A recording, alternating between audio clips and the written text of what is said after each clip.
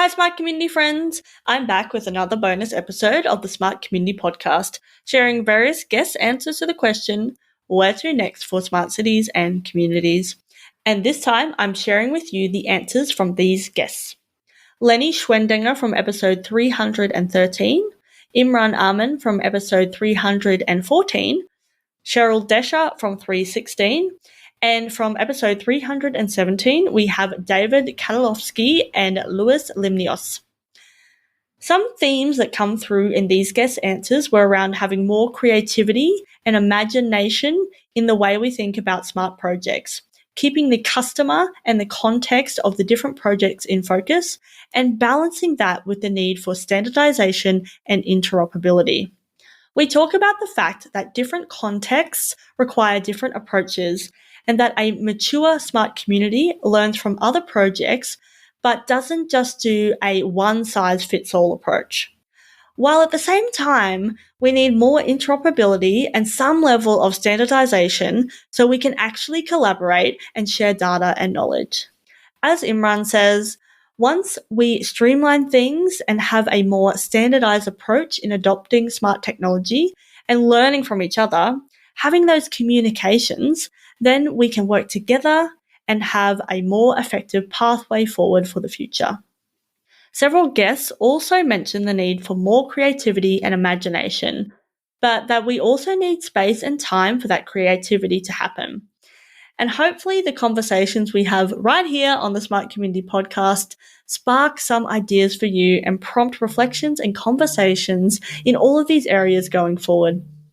As always, we hope you enjoy listening to this episode as much as we enjoyed making it. Welcome to the Smart Community, smart regions, smart towns, and smart cities. It's where we live, work, and play. With smart communities, the future starts today. Big data, smart mobility, emerging trends galore. The Smart Community Podcast is what you're looking for. Where to next for smart cities and communities? I'm still down with the basics. I'm down with the basics because Lighting 101 is, it's, people don't get it. They feel it, but they don't know what they feel necessarily because it's hard to express. And it's so, I tend to have a little bit of an idea that I think people have lost the ability to imagine and abstract. We've all become so literal. And I'm speaking for myself. I'm speaking for a culture that I tend to see around me. But I did a talk recently called Power to the Imagination, which was sort of coined in the barricades in Paris in 1968. And I lived through it in Berkeley and around that same time. But the idea of creativity, manifesting, gestating creativity, and then using the medium of light, whether it's just to imagine it or just to try something or just to speak in the manner of light. I think most people, I want to say everyone, has a light story, whether it's a candle or a lantern or the moon or, there's something romantic. And we need more of that and less parking lot lighting. So where to next for smart cities and communities? That's and it's hard to say. But look, as I say, like very near future, as I said, we just need to work on different communities as part of their context, as per their journey. As I said, different communities are different. Their focus, their goal is different, and their technology adoption mindset, the human factor is different. So depending on that, we have to evolve. And I think the agility or agile mindset is really important. That's number one. But for our future, I see as we grow together and have the knowledge and understanding, it's very important to have that standardization so that we can learn from one to another. Because I've seen there is a lot of different mismatch about, as I said, the expectation mismatch. It comes because they have found something works in Finland or something works in Germany in a particular agricultural farm, and they just want to adopt it in, for example, Bangladesh or India or Nepal. But it doesn't really work because there's lots of factors. it can be completely different and depends on what it is and how you work on it. So unless you have really tested it and looked into the problem a bit more detail, there's going to be always that gap of expectation.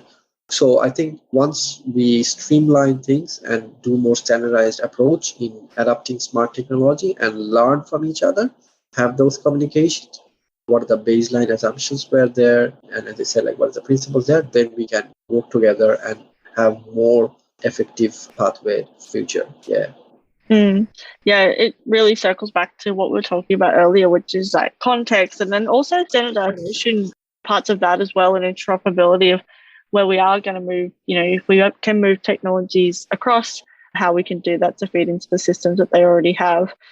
Where to next for smart cities and communities? Oh, definitely more of your podcast. I think dialogue for dialogue, so having conversations, is such a critical part of regaining focus and also for enabling space for creativity. So, all hail a great conversation that can then get shared and encourage other people to have conversations. I recently, in my work life, have been part of designing a building that's a teaching and learning building, but also is a disaster and resilience management facility in Brizzy. So where to next for me personally, I'm just looking forward to activating that as a space for doing that kind of thinking and planning. It doesn't have to be in person, it could be virtual as well. But that's a daily reminder for me that that's really critical, and enabling that to happen is certainly my personal next steps. Yeah. And who knows, as you say, the next, what did we say in our shared talk the other day, that always in hindsight, you can point to the journey. Oh, that journey. Yes, I went that way and that way. And it was all seems so logical. But in the moment, as long as you're in action and one foot goes in front of the other and you check where the next foot's going, so you're not going to accidentally, step in a hole or somewhere that ultimately is not good dog for shit. you. That's right.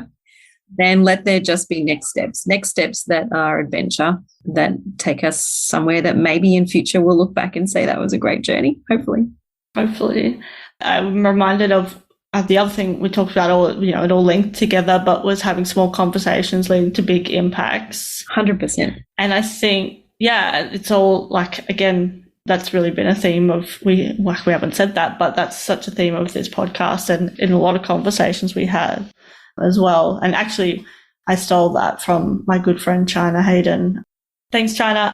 We were discussing the talk, and I was just into it. It's like small conversations, big impacts. I'm like, yes, that's exactly what it is. So here's to more small conversations and having really. It doesn't even have to be big impacts either, right? Like they lead to big impacts, but really those like iterations and small ripples. And like you said, this conversation hopefully will then maybe someone else will think about, what could I do in my community to make it more resilient? And then that leads to this and that and the other, or it leads down a path like, maybe I will go into environmental engineering or whatever. So, yeah. Yes, absolutely. Where to next for smart cities and communities? Well, I think it's, as sort of Lou and yourself touched on earlier, it's in the interoperability.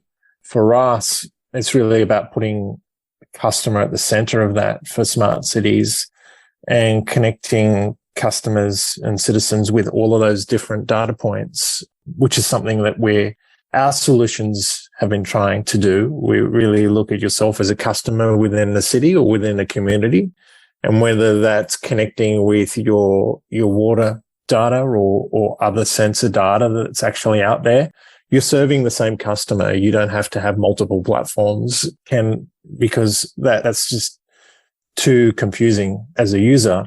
So you want information that's curated at your fingertips at the right point in time that's relevant to you. And that's really the exciting part in terms of putting our customer hat on.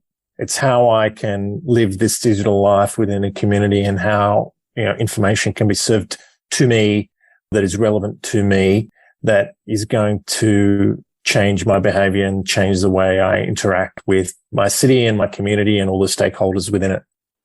Yeah, great one. Lewis, how about you? For me, where to next?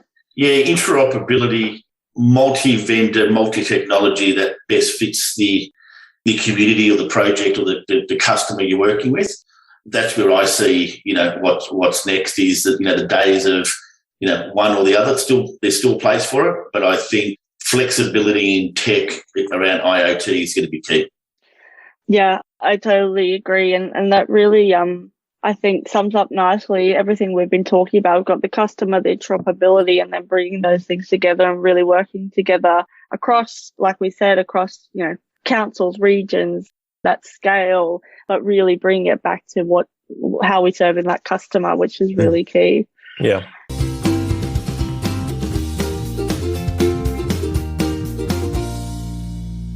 The Smart Community podcast is brought to you by My Smart Community. If you're trying to deal with disruption, not sure what technologies to buy, need to facilitate genuine collaboration, then we can help. Email hello@mysmart.community or head to www.mysmart.community/consulting. Thanks so much for listening to the Smart Community Podcast. Show notes for this episode and all other episodes are available on our website, mysmart.community/podcast. If you have any questions for us or any of our guests, you can email hello@mysmart.community.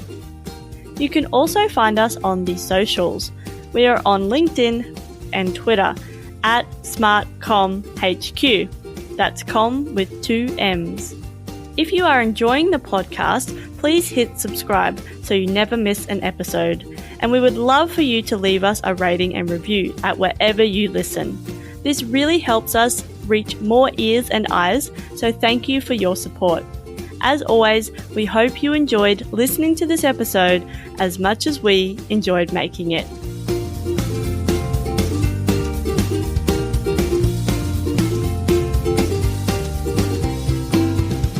The Smart Community Podcast is what you're looking for.